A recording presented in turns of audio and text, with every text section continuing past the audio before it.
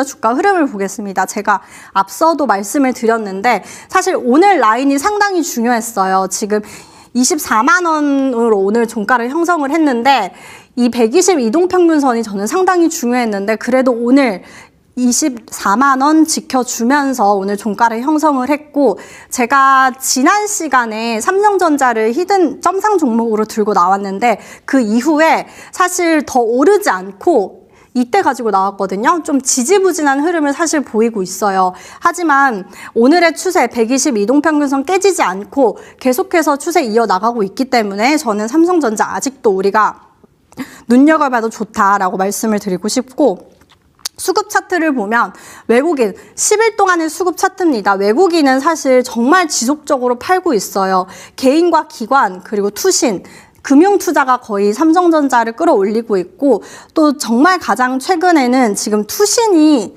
금융투자랑 많이 매수 우위를 보이고 있는 모습을 볼 수 있습니다.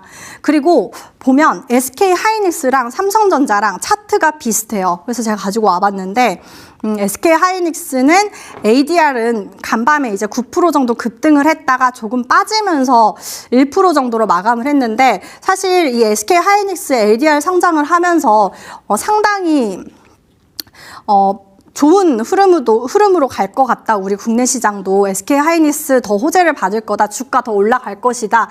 라고 모두가 생각을 했는데 사실 상장하고 나서 더 빠졌습니다. 그래서 정말 좀 실망감을 안겨준 종목 중 하나인데 그래도 저는 아직 우리 삼성전자, SK하이닉스 그리고 반도체 이 전반적인 흐름 펀더멘털은 무너지지 않았기 때문에 이번 주 수요일 구글 알파벳의 실적이 저는 상당히 중요하다라고 말씀을 드리고 싶고 그 안에서 이제 클라우드 부문에서 지금 현재 우리는 상당히 많은 부분에 돈을 벌고 있고 또 자본 지출에 문제가 없어야 합니다.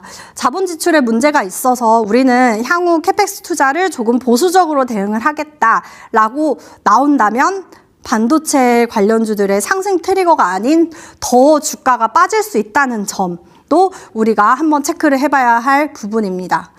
자, 그래서 지금 삼성전자와 SK하이닉스의 주가 흐름을 봤고 사실 6월달 한 중순부터 이 반도체 관련주들이 계속해서 빠지는 흐름을 보였어요. 그럼에도 불구하고 6월 상승 업종의 반도체는 2위에 올라가 있었습니다. 그래서 여전히 6월에도 반도체 관련주들은 그래도 나쁘지 않았다라고 말씀을 드리고 싶고 빠지는 이유로는 뭐 이제는 다 아실 것 같아요.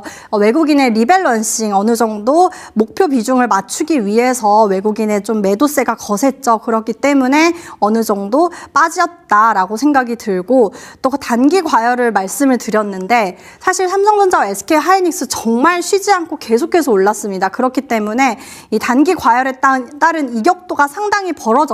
그래서 지금 현재는 이격도가 조금씩 좁아지고 있는 상황이기 때문에 이제는 바닥을 다지고 어느 정도 올라갈 구간이다라고 말씀을 드리고 싶고요. 이제 다음으로는 AI 캐펙스 사이클에 대해서 말씀을 드릴 건데 1999년 하반기 월드컴 사례를 제가 말씀을 드려보려고 해요. 우리 지금 닷컴버블 당시에는 장비 공급자가 시스코였고요. 구매자는 월드컴이었습니다. 지금 공급자는 엔비디아, SK하이닉스, 마이크론, 삼성전자가 있겠고요. 구매자는 마이크로소프트, 아마존, 메타, 구글 이 정도 있겠죠? 이제 과거에 월드컴 사례를 보면 월드컴의 매출은 계속 늘고 있었어요. 하지만 YOY 증가율은 떨어졌어요. 그래서 이미 월드컴은 1999년부터 매출 성장률이 꺾이기 시작을 했습니다. 하지만 구매자는 주가가 올랐어요. 구매자 시스코죠. 시스코의 주가는 오르고 있었어요. 자, 다시 보면 우리 지금 현재로 다시 보면 공급자 엔비디아와 SK하이닉스는 오르고 있는데 떨어지고 있는데 구매자 메타와 아마존은 오르고 있는 이런 반대되는 디커플링 현상이 나타났다라는 거죠. 시스코의 최대 고객이었던 월드컴의 주가는 먼저 하락하기 시작을 했습니다. 하지만 이를 무시한 채 지금 월드컴은 다시 오르면서 1분기까지 추가 상승한 모습을 보이고 있습니다. 그래서 이러한 1999년 하반기 사태를 보면 실제 수요를 만드는 고객은 흔들리고 있었지만 시스코의 성장만 믿으면서 주가를 계속 끌어올렸다. 지금으로 따지면 이제 AI 캐펙스 투자겠죠?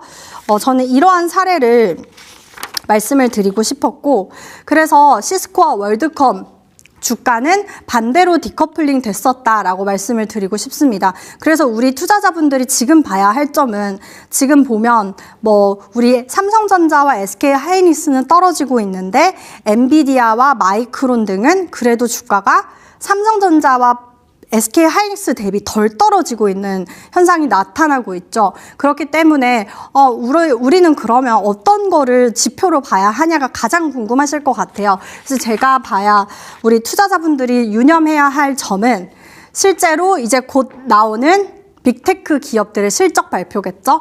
자, ASML과 TSMC는 발표를 했습니다. 그래서 이번 주에 있을 이제 인텔과 구글, 그리고 메타와 마이크로소프트, 상당히 중요한 빅테크 기업들의 실적 발표가 많이 남아 있어요. 그렇기 때문에 8월 말에는 심지어 엔비디아까지 실적 발표를 합니다. 그렇기 때문에 이번 달 말까지는 사실 삼성전자와 SK 하이닉스 실적이 나오면 저는 어느 정도 상승의 트리거가 될 것 같고, 엔비디아 때는 다시 이제 반도체 주가가 복귀를 하면서 상승 랠리를 재개하고 있지 않을까라고 예상이 들고 있고요.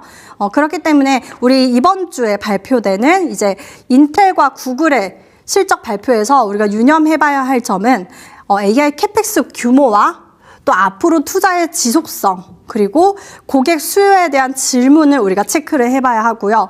또 지금 계속해서 지정학적 리스크가 저희의 발목을 잡고 있죠. 지금 연준의 금리 인상 시기가 상당히 저는 중요할 거라고 생각을 하는데, 지금 보면 트럼프가 다시 공격을 하겠다 이런 이야기도 하고 있고, 상당히 이야기가 계속해서 전면전 이야기가 나오고 있는데, 저는 이 전쟁이 장기화가 된다면 유가가 계속해서 올라갈 거고, 그렇다면 물가가 올라가겠죠?